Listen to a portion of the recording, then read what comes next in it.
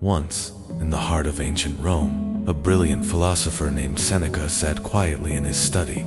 The city buzzed outside, people shouting in the markets, gladiators preparing for battle, politicians plotting their next move. Rome never slept.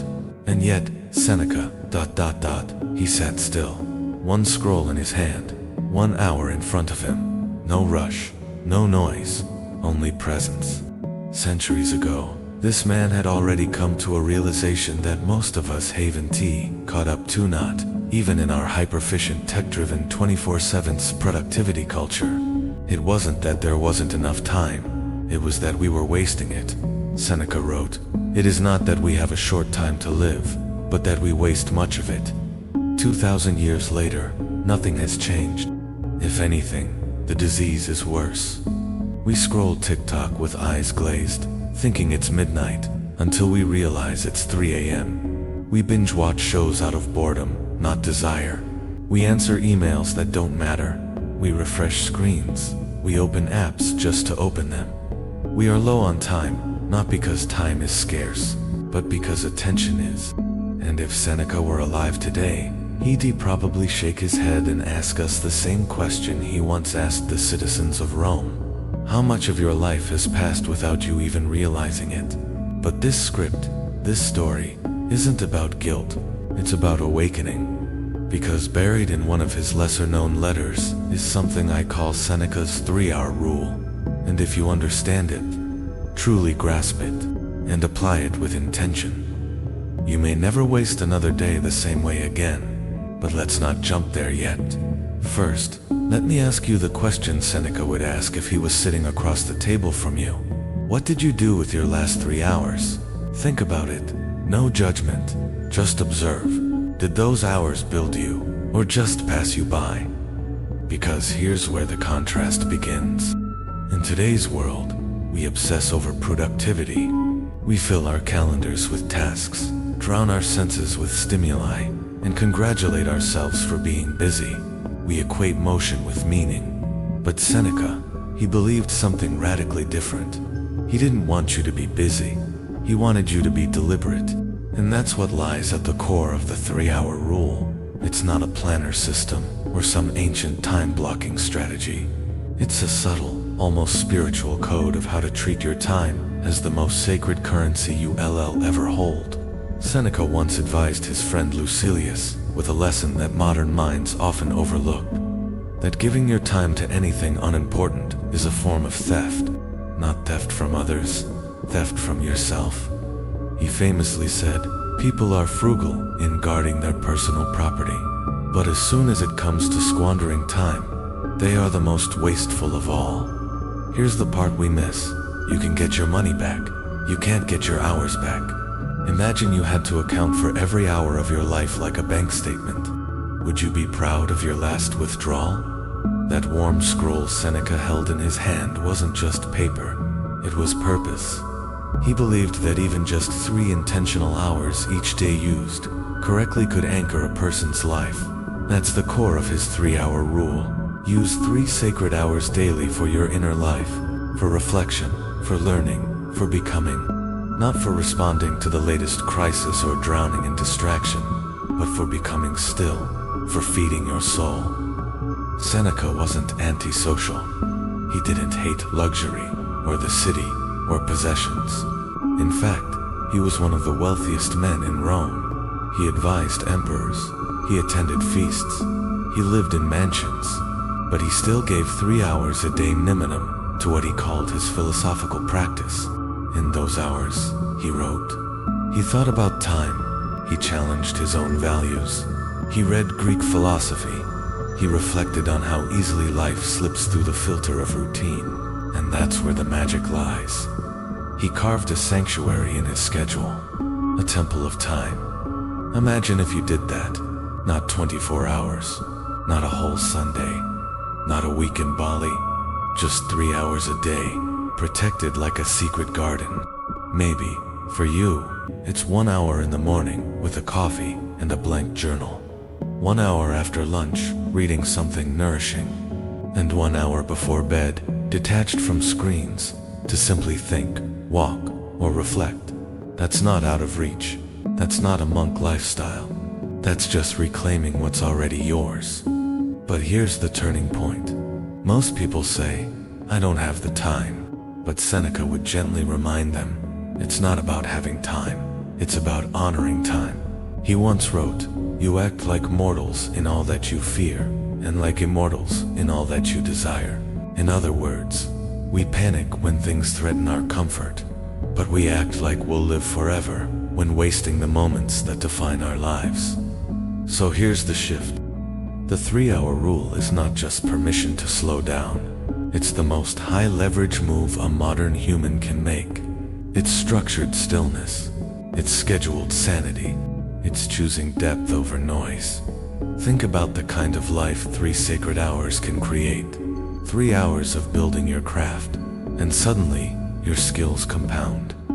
3 hours of deliberate learning, and your mind becomes sharper than 99% of people skating on shallow information. 3 hours of reflection, and you begin noticing patterns, emotional patterns, relationship cycles, internal blockages that most people never see because they never stop long enough to look. 3 hours of stillness, and you'll start hearing your own voice again, the one that gets drowned out under everyone else's opinions. That's the rule. That's the secret. Not a complicated system, just time, treated as treasure. The kind of time that builds, lives, not just time. We are not lacking time. We are leaking it. We are not stuck. We are just distracted. Seneca saw it clearly. He lived at the center of an empire, but never let it rule his spirit. He knew that each of us is dying slowly, and that how we treat our hours tells us whether we are truly alive. Time borrowed is time owed. Time wasted is never wasted in isolation. It bleeds into your character, your presence, your posture in the world. So the next time you reach for your phone in the middle of boredom, or sit in front of a screen numbing yourself through waves of meaningless content, ask yourself, is this worth an hour of your one and only life? And if not, could just 3 hours be given back to yourself? 3 real hours. No multitasking, no noise, no hollow input. Just time, sacred time, used with intention. That's where you start. That's where life begins again.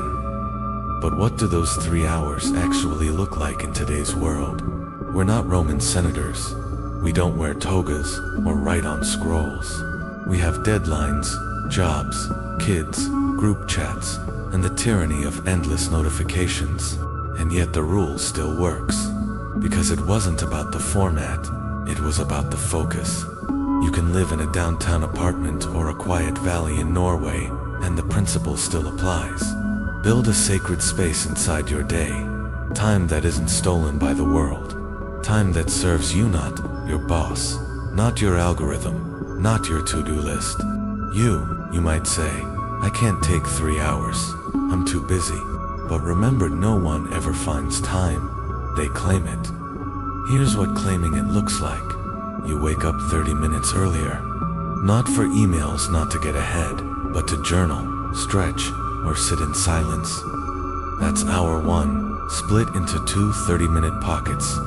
Later in the day, you open a book, not one that trends, but one that teaches.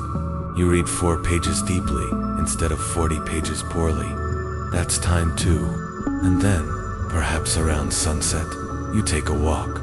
No phone, no podcast, just the sky, your breath, and space to digest the day. That's time 3. They don't have to be back to back.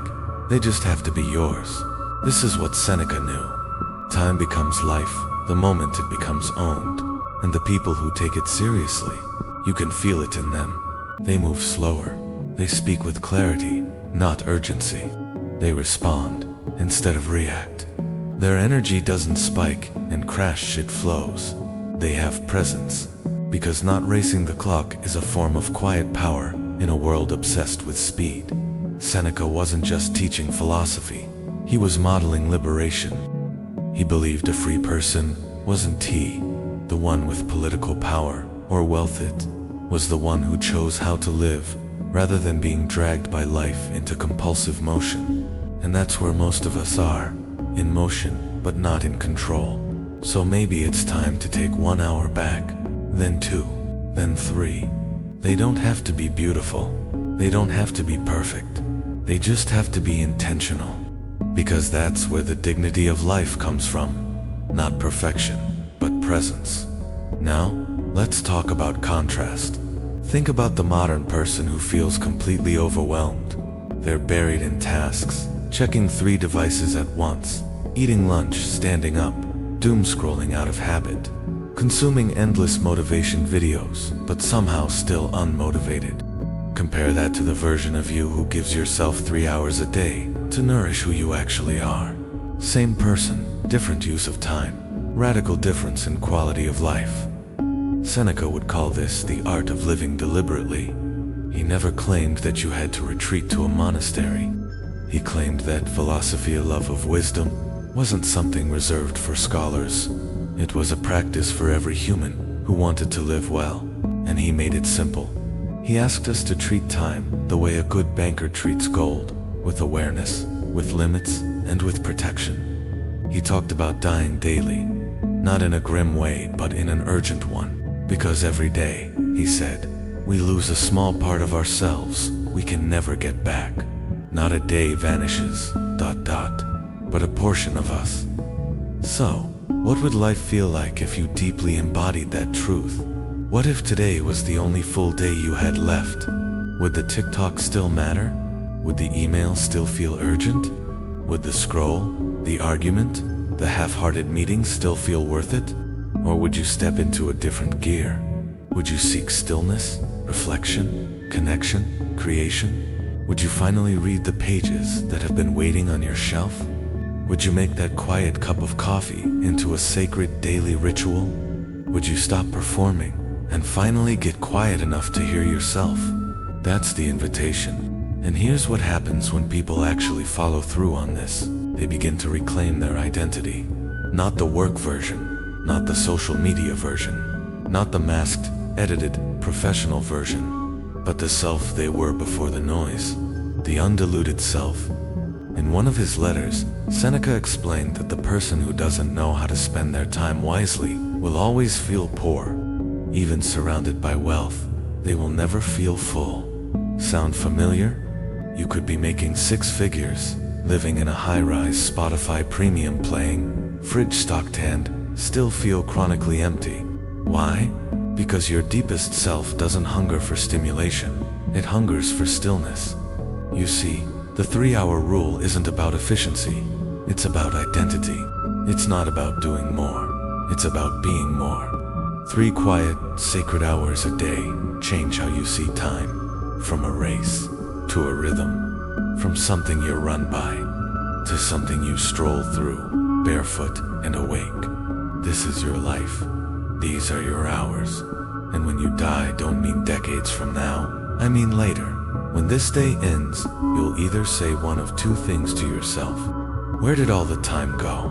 Or, I was here, I lived it, I chose it. Seneca's final writings before his death weren't filled with fear. They were calm, composed, even grateful. He lived his time, he shaped it. And now, the baton is in your hand. You're alive, you're listening. You have access to a rule that the modern world has forgotten. So here's how to remember it. When you wake up tomorrow, look at your calendar and carve out those 3 hours. Draw a small circle around them. Make them sacred. Name it something if you have to. Soul time, presence hours, my sanctuary. Guard them like your life depends on it, because in many ways, it does. You don't have to post about it. You don't have to tell anyone. Just live it. And over time, people will feel something different in you. Not the busy energy, not that overwhelmed static, but calm, groundedness, sovereignty. They'll ask you, how do you stay so at peace lately? And maybe then, you'll smile the way Seneca used to, and you'll answer, not with a lecture, but with a whisper. I stopped wasting life, 3 hours at a time. So, what will you do with your next 3?